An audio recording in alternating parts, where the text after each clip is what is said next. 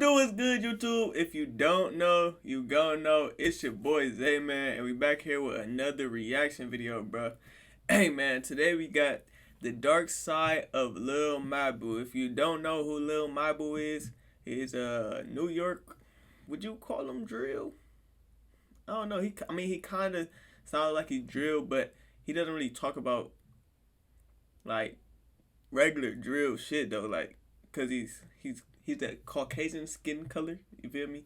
And I guess he tries to put a spin on it with being a scholar or mathematical stuff, and he been blowing up lately. So some of his shit cool. Some of his shit I don't. I wouldn't play it in the car by myself or none, but the main thing that come to my head, I will never snitch. That's on my kid. And the blade on my hip. But yeah, I'm interested to see who the dark side, what they talking about, the dark side of Lil Mabu. And yeah, before we get into it, don't forget to like, comment, share, subscribe. Follow me on Instagram at it's.003. And subscribe to my main channel at Who Is ATV. And without further ado, let's get into the video. How does a kid go from this? My name is Matthew DeLuca. I go to the collegiate school. I'm in 9th grade. And my favorite thing about Kids Walk for MSK Kids is to getting together with friends and family to support such a wonderful cause. To this. That's on my kid! Put a blade on that! Hey, this is really how it be, though. I mean, granted, you have to do that shit for school or whatnot, feel me? But when niggas get out of school, they just, feel me, turn to the other cheek. You see a completely different side.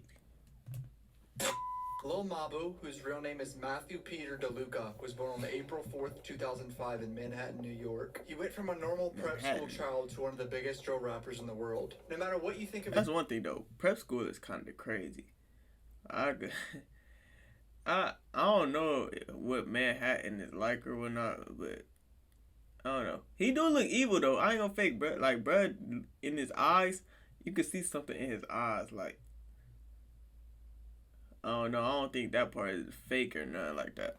His music, his story is nothing short of inspiring. In the last year, he has over 70 million views on music videos alone, and he sits at 5 million monthly listeners on Spotify. He's currently a senior at a collegiate school, the nearly 400-year-old Manhattan prep school that costs $60,000 a year. What the Okay. If his parents is paying for that, that's crazy. I'm not gonna lie. But if he gets scholarship to go there, that's different. That's like, bro, what? Collegiate school. Prep school is absolutely insane. The nearly 400-year-old Manhattan prep school that costs $60,000 a year. I'm surprised he hasn't been kicked out of this private school yet, to be honest. You would think this kid would be a lawyer or a doctor, but this seems like it's not going to happen with his career soaring to new heights with his release of Mathematical Disrespect. Mabu seems to have a good understanding of marketing and artist. He knew a white kid rapping the way he does would get mainstream attention, even if it wasn't all good. He's lagging. Before I got interrupted, you know, it's crazy though. A lot of people, I'm surprised more people haven't done this. Like, that's white. Feel me? It's not really that many white artists that just come with that kind of sound like that. So he actually is pretty creative. I'm not gonna lie. The only ones I can think about would be Eminem. Eminem is not really drill though, or MGK. Like, yo, Mabu! Yo! His aggressive tone and whoa, wait. He got ops? He don't even talk about ops. You seen that? You seen that nigga reaching though? Yo! Hold on, I gotta see that again. Yo, Mabu! Yo! He don't even got nothing in there.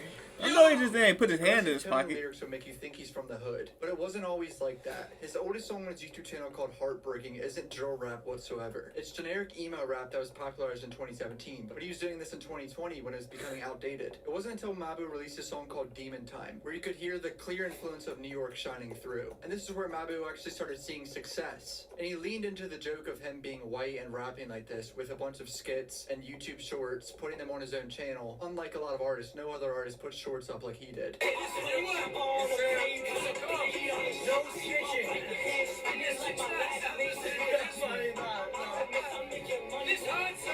He's smart as fuck though. Like that's great marketing. Like he know that shit gonna get attention. And that's one song that actually sound hard too though. These types of videos What remind me the of what fuck? 6ix9ine did back in like 2018, where he would do skits that would just go viral. What's truly remarkable about the situation is that Mabu is achieving this level of success while still in high school. He even flexed in his newest hit that he still has to be in school 8 hours a day, but he does better numbers than everyone who isn't. I spend 8 hours a day in school and I still put up more numbers than these fleas. It seems that Mabu is just a regular kid that went to prep school and grew up in a privileged family. There's nothing wrong with that, but that's just what it seems like. But as I was doing the research for this video, I started to discover some strange things with his father. This video is sponsored by my self. Go to coffeeboys.com and buy it. His father, No free Peter, promo. is No free promo. No free promo.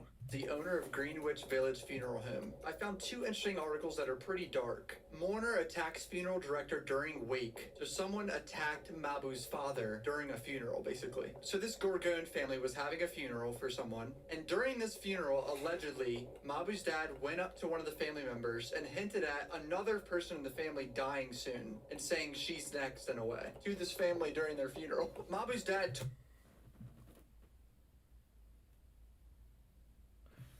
Nah, that nigga's sick.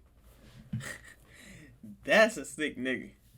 told the cops that he approached him and just asked him about an unpaid bill about a previous funeral, but the family said that's not what he said to them. Gorgon was escorting his mother, who was the deceased woman's sister, through the funeral home at the time. DeLuca made it sound like she's next and that he wanted the business. I thought this article is pretty funny because it shows that Mabu's father has a set of nuts to say some wild shit like that to a family who is already grieving about someone who died. But I discovered something even more disturbing and dark. There's another article titled, "First Her Baby's Killed, and she's at death's door. Then her hubby stiffs her." From 2006, her 1-year-old son was killed in her arms in a freak apartment collapse that left her clinically dead. Her right leg was nearly severed. She contracted hepatitis from the blood Severe, transfusions. One of her nigga? lungs is still held together by the staples. And now Jane DeLuca says she discovered that her husband she relied on and trusted through 10 years of hell betrayed her, conspiring with a pair of disgraced Brooklyn judges to cheat her out of millions of dollars. In a bombshell lawsuit filed in Manhattan Supreme Court, the pain-ravaged woman says her ex-husband Peter DeLuca, Mabu's father, who operates Greenwich Village Funeral Home, worked with then judge and now convict Victor Barron under indictment suspended Judge Michael Garson and others to fix their divorce case, hiding Peter's assets and costing her millions of dollars. The couple was divorced in '98, but DeLuca's suit says she didn't learn she'd been cheated until 2003 when her ex's dad told her about the alleged collusion. Since all this happened in 1998, I don't think this is Mabu's mother. I think this is just his dad's previous wife before his mother. Jane married Peter in 1978, and their greatest I'm saying though, like, what do that gotta do with him though? I don't understand. What does that have to do with him?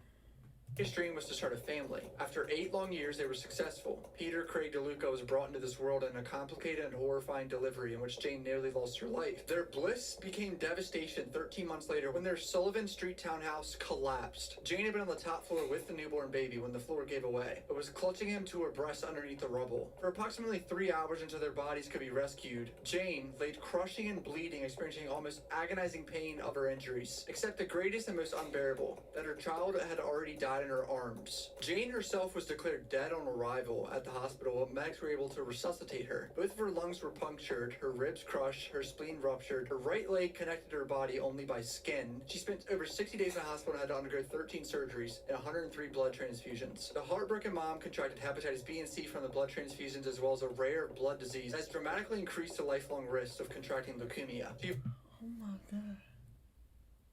I don't know what this has to do with him, but that shit sounds terrible. That shit sounds awful. I don't know what that's not his dad or him though. Eventually received a $4 million settlement for losses and injuries from the building collapse, but she was completely unaware that her husband was manipulating her finances and a scheme to divorce her and leave her in physical and emotional and financial ruin. He sued her for divorce in 1996. It's time for my big soul. The name's Nimona. She said she was bullied into a settlement in 98 that left her with a house and $1 million, with her husband holding on to the rest of approximately $10 million estate. Yes, this article is disturbing. My condolences to the family, first of all, for losing a child. This is a very sticky situation. I just thought it was insane that I found this article in the first place. This is the dark side of Mabu's family, that he lost basically a stepbrother, I think, if this... Oh, so his dad was married to the girl that went through all that shit. How old was he though? He wasn't even alive yet. That couldn't have affected. He said in like 1996 or some shit. That couldn't affect him in no type of way.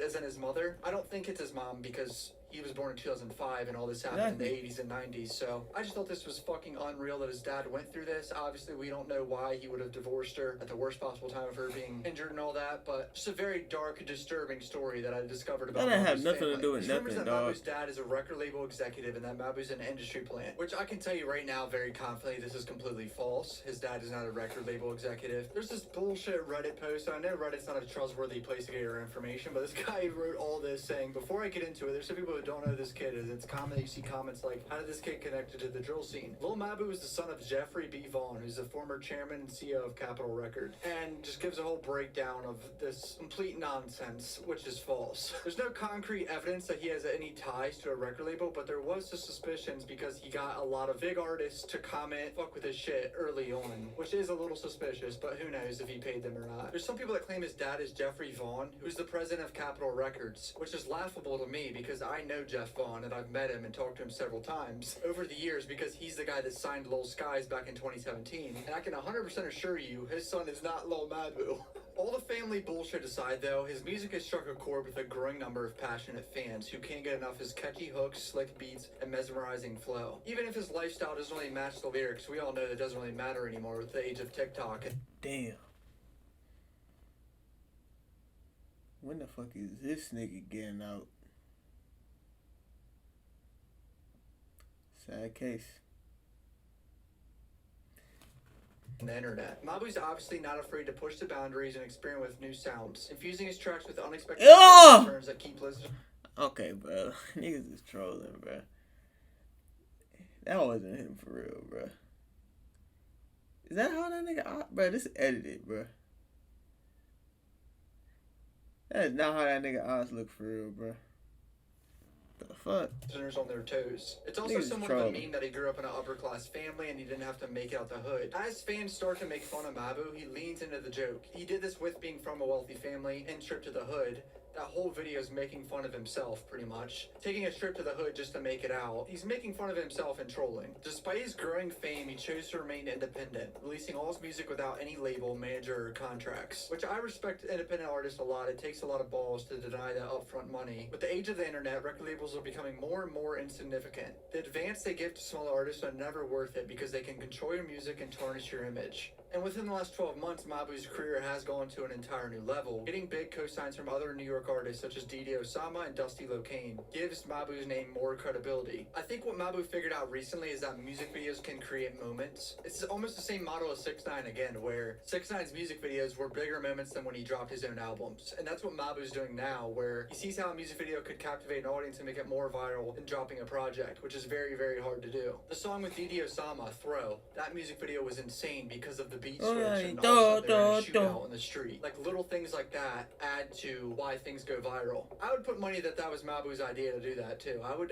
bet a lot of money Mabu thought of that and was like, I'm gonna put that in a music video because that's gonna go viral. Mabu's music is captivating fusion of cutting edge beats, mesmerizing melodies, and thought-provoking lyrics that defy the norm and push boundaries. The only thing I would worry about at this point is if he could stay relevant for the next 3 to 5 years. With the type of music he's making now, it's hard to grow and make it interesting after a few years of doing it. Yeah, I ain't gonna lie. With people like him, it'd be cool for like a little moment. Like it's not really no longevity to it. He gonna continue to do the same thing, run with the same. Feel me? That's only gonna last for so long, unless he could find a way to pivot. I ain't gonna say he can't pivot, but that's for him to figure out. Feel me? I don't know what he could do to keep his fans and shit.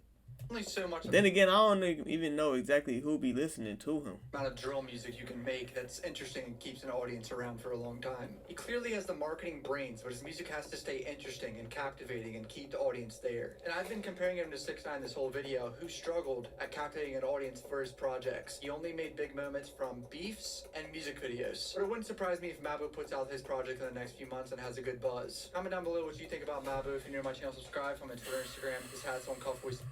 Well, that's not the video I exactly expected. I thought they was gonna talk more about his past, but I guess he don't really got that much of a past.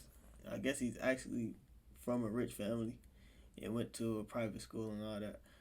But I wish the best to him, bruh. Feel me? Hopefully he keeps his audience around. Hopefully he continues to grow. He's not even out of high school yet, so he already has buzz before high school, has money before high school. So if he could grow on that, that's going to be great. But if you like this video, don't forget to leave a like, comment, share to your peoples. And we out of here to the next one, gang.